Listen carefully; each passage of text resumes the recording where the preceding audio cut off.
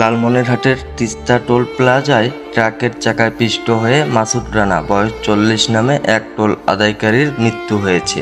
এ সময় টোল প্লাজার টোল ঘর ভেঙে দুমড়ে মুচড়ে যায়। সোমবার 24 জুন 2024 সকালে তিস্তা সড়ক সেতুর টোল প্লাজায় এ দুর্ঘটনাটি ঘটে।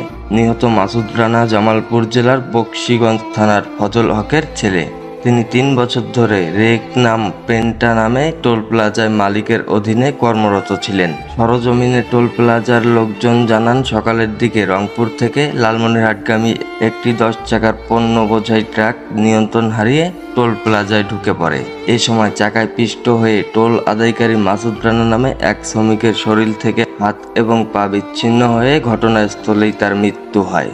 পরে টোল প্লাজায় ডিউটিরত পুলিশের একটি দল দ্রুত ঘটনাস্থলে এসে ঘাতক ট্রাকটি সহ ট্রাকের চালক ও সহকারীকে আটক করে। অন্যদিকে খবর পেয়ে লালমনিরহাট ফায়ার সার্ভিসের সদস্যরা ঘটনাস্থলে এসে ছিন্ন বিচ্ছিন্ন শরীরের বিভিন্ন অংশ উদ্ধার করে মর্গে পাঠায়। টোল প্লাজার স্বত্বাধিকারী রেকনাম পেন্টা গ্রুপের ম্যানেজার শহীদ বলেন, মাসুদ গত 3 বছর থেকে আমাদের কোম্পানিতে সততার সাথে কাজ করে আসছে। তার এই অকাল মৃত্যুতে আমরা গভীরভাবে শোকাহত।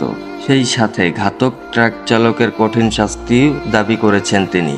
এ বিষয়ে সাংবাদিকদের এক প্রশ্নের জবাবে লালমনিরহাট সদর থানার officers in charge OC Omar Faruk ঘটনার সত্যতা নিশ্চিত করে বলেন, ট্রাক চালক ও সহকারীকে আটক করা হয়েছে এবং এ ঘটনায় একটি মামলার প্রস্তুতি চলছে।